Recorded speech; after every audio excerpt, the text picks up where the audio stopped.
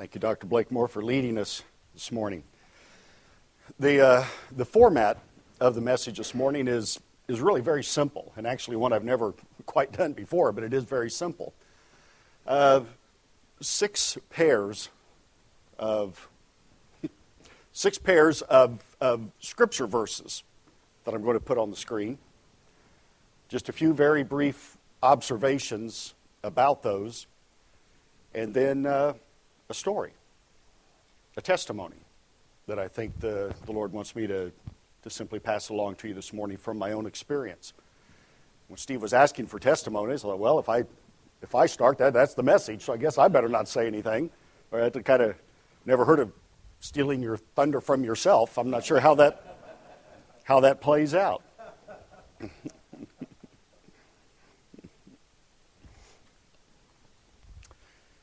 Genesis 2:17, you must not eat from the tree of the knowledge of good and evil, for when you eat of it, you will surely die. Genesis 3:4, you will not surely die, the serpent said to the woman. 15:5, the Lord took Abram outside and said, look up at the heavens and count the stars, if indeed you can count them. Then he said to him, so shall your offspring be. 16:2, Abram's wife says to him, the Lord has kept me from having children. Go sleep with my maidservant. Perhaps I can build a family through her. Exodus 14:31. When the Israelites saw the great power of the Lord displayed against the Egyptians, the people feared the Lord and put their trust in him and in Moses, his servant. 16:2. In the desert, the whole community grumbled against Moses and Aaron. Numbers 13:30, then Caleb silenced the people before Moses and said, we should go up and take possession of the land, for we can certainly do it. And then the verses immediately following, but the men who had gone up with him said, we can't attack those people. They are stronger than we are. And they spread the word among the Israelites, a bad report about the land they had explored. Matthew 16:16. You know how this one ends, probably. You are the Christ, the Son of the living God. And then shortly later, Peter takes him aside and begins to rebuke him. Now that's gall. That's nerve. And then Matthew 26:35, but Peter declared, even if I have to die with you, I will never disown you. And all the other disciples said the same. And then in verse 56, all the disciples deserted him and fled. I'm sure it's been at least 20 years ago that I was attending a pastor's conference, and it was a bit unusual. I don't think I've ever been to one like it, in the sense that the featured speaker was a layman who was brought in to come and talk to pastors about spiritual life and spiritual principles and spiritual things. I don't remember really anything of what he said. I don't even remember the guy's name. I can picture him, but I don't remember his name at all. He wasn't like a big, well-known person out on the speaking circuit. I'm not sure how we ended up with him at this conference. But in one of the sessions, he made reference to something that did stay with me. It's one of those things that when I heard him talk about it a little bit, I thought, well, yeah, I guess we all know that. But I just never really thought about it that much. It's something that I think the words he used were the principle of the second voice, which basically says, when God speaks, Satan speaks.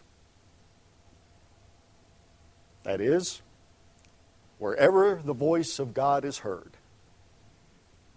the voice of Satan eventually follows with a contradictory echo.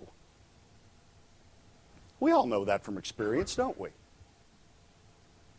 God says to Adam and Eve, eat of anything except this one.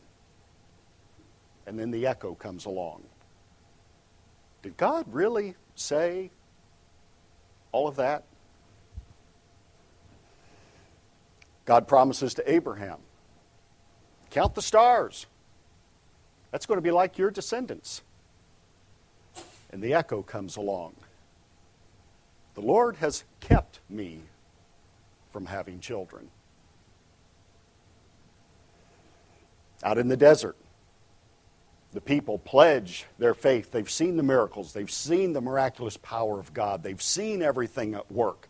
And they pledge their faith to the Lord and their confidence in their leader Moses. And then the echo. And they all grumbled. And they rebelled. Joshua brings back the report from the promised land. We should go in and do it. We can take this. This is the Lord's plan. And then the echo comes back real fast. We can't do that. Look how big they are. Look how strong they are.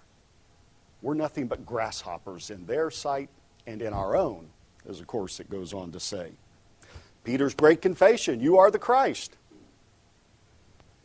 But then the echo, you may be the Christ, but let me tell you how to do things.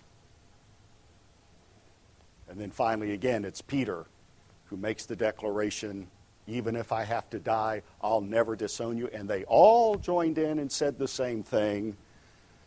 And then the echo. They all deserted him and fled.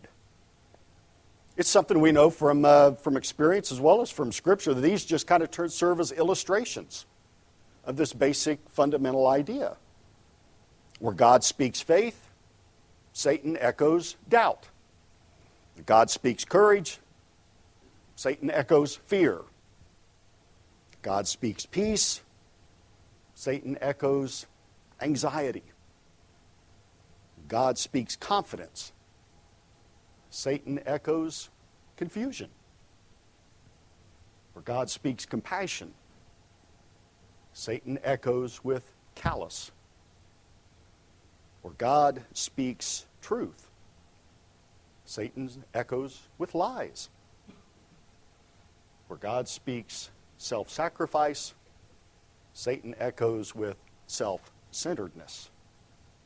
Watch out for number one.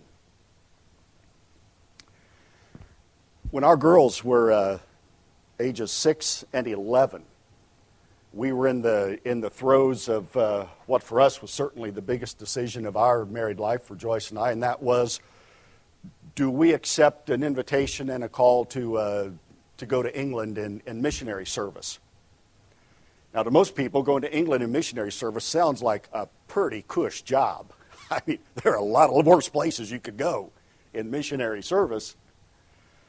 But the call was there and the opportunity was there for us to go to the second largest city of England, Birmingham, England, pronounced Birmingham in England as opposed to Birmingham, Alabama.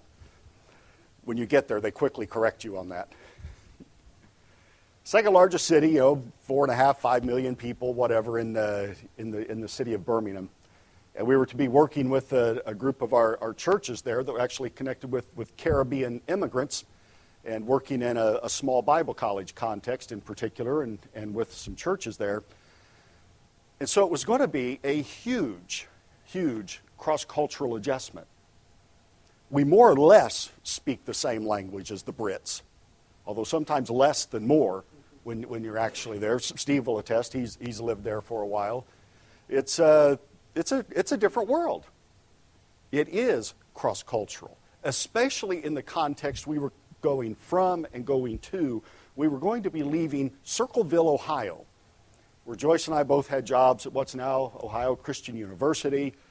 Small town, rural area, farm community, beautiful place, ideal place to live, to work, to raise a family, to be. I mean, the Circleville area produced Sean Scribner.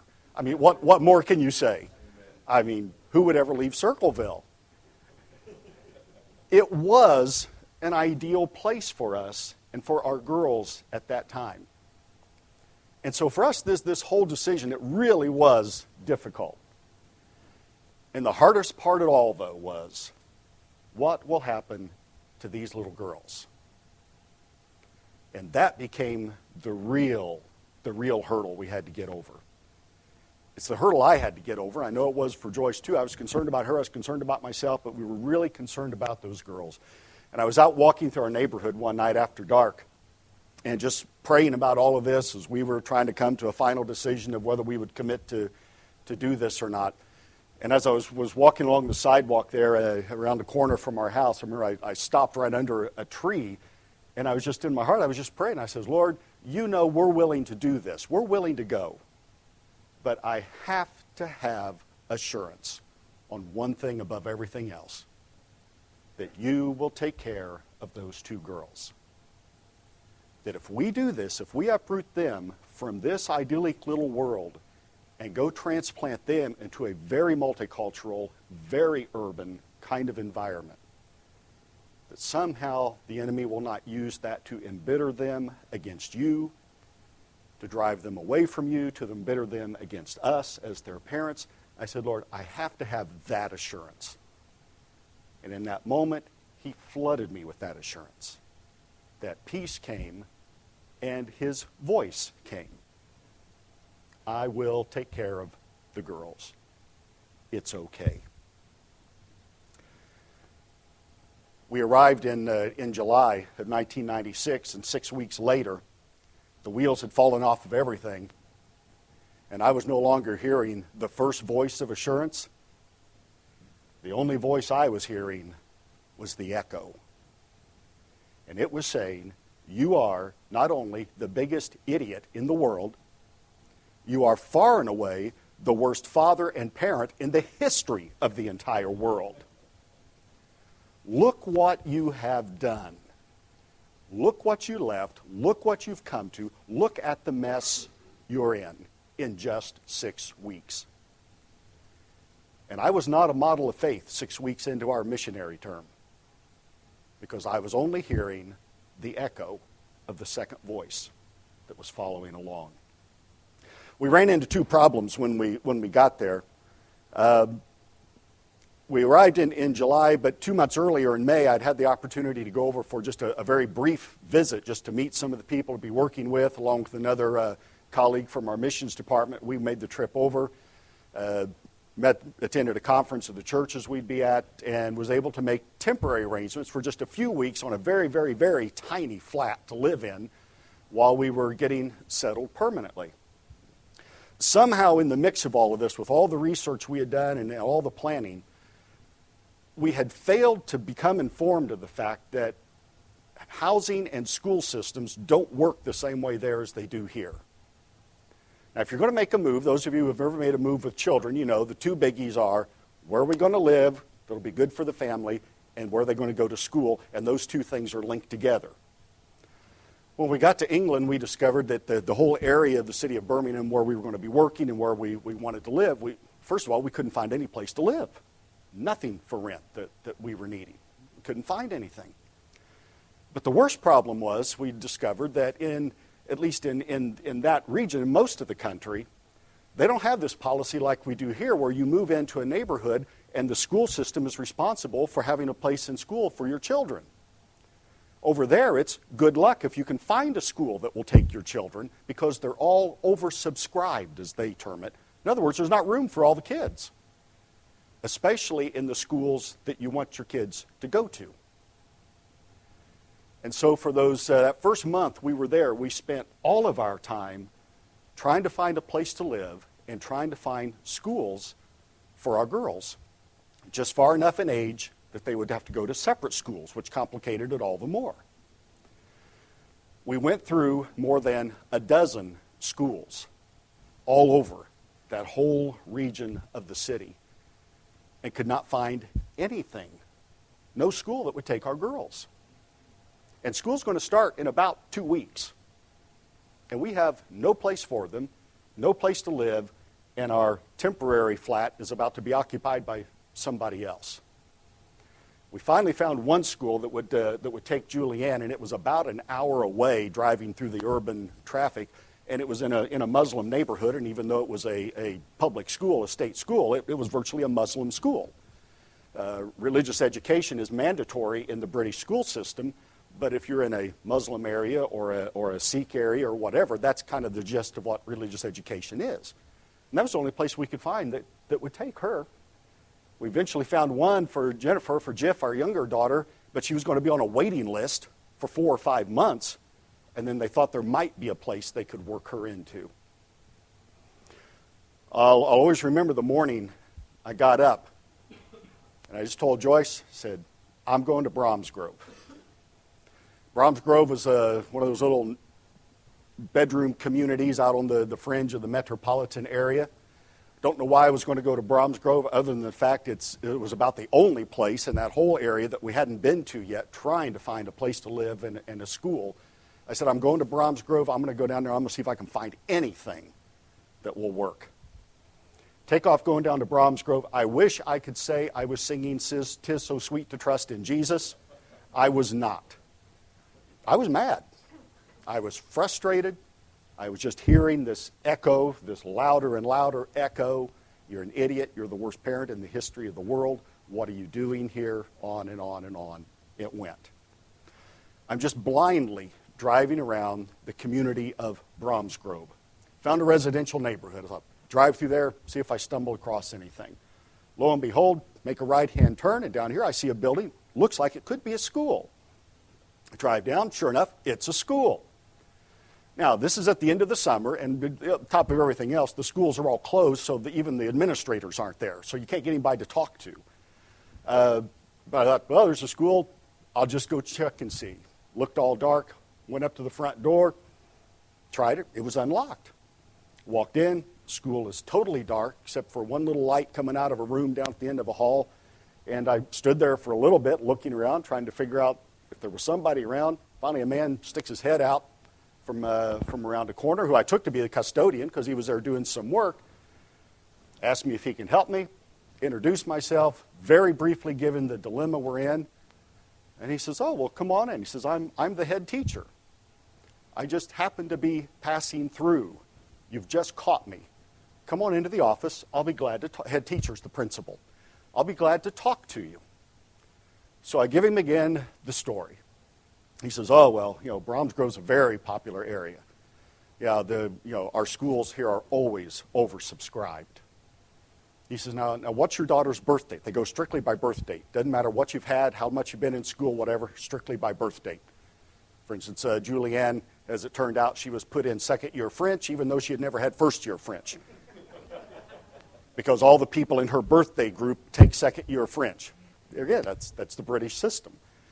So I give him her birth date, and he's saying, well, yeah, that's too bad, yeah, because I wish we could help you out, blah, blah, blah. Nothing here. But he says, but let me look through and see if we can put her on a waiting list. He starts flipping through his book, and then he stops and says, wait a minute. He says, oh, well, that's odd. He said, we do have an opening in year 8, which would be her age group. And he keeps looking back. He says, well, I just don't think that's right. Keeps flipping back and forth, and finally he says, well, that must be right. He says, we do have an opening. I said, can I register her here? He says, yeah, we can do that. He says, now, what's your address? I said, well, I don't have one yet. Oh, well, that's a problem, because here we do require everyone who attends our schools to live in our catchment area, as they call it, a geographic boundary. I says, well, we're in temporary housing up in Birmingham, and blah, blah, blah. And so finally he agrees that he will temporarily put her in pencil and let me have a few days, literally a few days, I think 2 days he gave me, he said, to see if you can find a place to live, and then we can put her in. I said, okay, let's register her temporarily. I said, now I got this other daughter. She's younger, she'll be in first school. I said, is there another school anywhere around here that maybe could take her? He says, well, the school that's here, it's called Finstall First School. It's down here, and he told me how to get there, half a mile away or so. He said, my wife happens to be the secretary to the head teacher there. And I just got off the phone with her, and she said, he's working today. He says, if you went right now, you might be able to catch him, but I'm positive they're oversubscribed. They'll have no place. But maybe you could get her on a waiting list. So I go down, I find Finsdale First School, brand new school building, really nice. So it's obviously very popular in that area. Walk in, and sure enough, the head teacher, Mr. Richards, who lets you know immediately he's a Welshman and not English. And as all Welshmen do, they never introduce themselves just by their name. It's always, hi, I'm so-and-so, and I'm Welsh. Because they're very proud of that heritage, and they don't want to be confused with the English. Wonderful gentlemanly man, very same story, almost word for word. Oh, very popular school, wish we could take her, nothing we can do, blah, blah, blah. Come in, have a seat, I'll put her on a list. Starts looking through his book. He says, oh, wait a minute. Well, that's odd. We do still have room for one in year 3, which would be her age group. I said, can we sign her up? Put her in. What's your address? Don't have one. So, oh, that's a problem. Same story. So convince him, okay, can we register her temporarily for just a couple of days and see if I can find anything here in Bromsgrove, a place to live? And so he does that. And he says, by the way, he says, I'll put her in the group. He says, we have one other American student in our school who's her age. He said, a little boy from the States. He says, I'll put him in his class, her in his class, so they have the two Americans there together. He said, I think their parents are here doing some kind of ministry as well. Whole different story, but just the sidebar. Turns out not only were they there doing ministry, these are folks who became some of our dearest friends and still are. They're from our hometown. Met her out on the sidewalk after school one day as we're picking up the kids. Where are you from? Where are you from? Da-da-da, Indiana. Oh, really? We're in Indiana. Anderson, that's where I'm from. Know all kinds of people in common. Grew up in the same areas, but just never knew each other. We're in England. Our kids are in the same school together. Then becomes, though, the housing issue. I'm starting to feel pretty good about it. We've got a shot. I immediately head downtown to the High Street, as they always call the main business district in these towns in the UK, and just start aimlessly walking around looking for a real estate office. Got to find a place to rent, fast. Went into several, no place available. Gave them the catchment area. I'm looking for a place. We need a furnished house, apartment, whatever, in this area geographically. Place, no. Eventually, bingo. Here's one address. And so we go out and make arrangements to go see this house. I went back home that afternoon. The day's gone by now. To Joyce's great surprise, I informed her I'd enrolled the girls in school, and we're going to go look at a house tomorrow. The next day, we go back down, and we pull onto Green Park Road. Beautiful neighborhood, very shocking. It was far nicer than we expected. And we ended up in a much nicer house than we ever dreamed possible that the Lord would provide for us. Beautiful newer neighborhood, just absolutely ideal.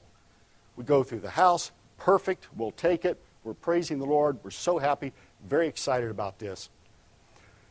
As I'm leaving the front door of the house, it's down at the end of the street, and there's this hedgerow running along the side of the property. And for whatever reason, I went over to see, I wonder what's on the other side of the hedgerow. And I get over there, and I start pulling the branches and the leaves apart, and I see playground equipment. I go, well, that's odd. That looks like a school right there. I wonder what school that is. And then as I looked more, I began to recognize that's the school I just enrolled our daughter in yesterday, the youngest daughter. We literally were moving in next door to her school. And just kind of around the hedgerow, there was a path that all the kids from that neighborhood used to walk around to the school. What we hadn't noticed when we were touring the house was that from our second floor bedroom window, we could see right down onto the playground. And so during the lunch hours and the recesses and all of that, Joyce could always watch Jiff playing in the playground. We were convinced the Lord had kept his promise and was taking care of us. The bad mood faded away, and things started to fall into place. It still had its stressful moments and all of that, but it all came together. But that still wasn't the end of the story, because the most shocking part of it came after we had lived in the house for, I know it was at least 2 weeks, maybe 3 weeks, I'm driving home from someplace, don't remember where I had been, come off the A34 big roundabout and make the left-hand turn off of that. As I'm starting to make the right-hand turn onto Green Park Road, I literally slammed on my brakes and stopped and stared down the street we were living on. And literally a cold chill ran down my spine, because for the first time, and all the times we had dozens of times already in that short time, I had pulled into that street. For the first time, I saw something that I had not noticed before. Put the car back in park, or in drive, headed on down to the end of the street, pulled in our driveway, walked in the house, opened up a dresser drawer, pulled out a stack of photographs, pictures I had taken. And I start leafing through these things. And sure enough, there I find it. There's that exact picture of that view looking down our street. And that's when the Lord really spoke to me and said, I told you I would take care of those girls. And in that moment, I really felt convicted. The hitch to the picture was not so much the view, but when it was taken. We arrived in England in July. We moved into the house in September. The picture is dated May. On that brief 1-week trip I had made to England with a colleague from the mission department, on the very last evening we were there, finished with all of our work, he said, let's go for a ride. We hopped in the car. He was driving. I was riding. We literally at random just took off driving around the city, the metropolitan area of Birmingham. It started to get dark. We had no idea where we were. And so he pulled off of a roundabout onto a side street, and we pulled out the map to see where we are and how to get back to the hotel. And as we're sitting there trying to figure that out, I noticed with the camera that I have there on the floor beside me, pre-digital camera age, that it had one shot left on it. And so I reached down, picked it up, pulled it up, and click of a random street on the side where we had parked to look for directions. And as I looked at the picture that I had taken on that evening in March, or in May, right there on the side of it, Green Park Road street sign. And the Lord convicted me. Not only did I tell you I would take care of you, and I'd take care of those girls, I actually had you here 3 months before the fact, on the very street. The point of the testimony, the story, is not a sugary sweet, isn't God good, although He is. But the point is to raise the obvious question. Which voice are you listening to? Some of you have gone through a lot to get here. Some of you are going through a lot to stay here. The question is, whose voice are you listening to? Some of you are making great plans for a ministry that the Lord has and following His call, not just your plans, but His plans. And you've heard the first voice, but watch out. There'll be an echo. Just stay tuned into the first voice. Let's pray.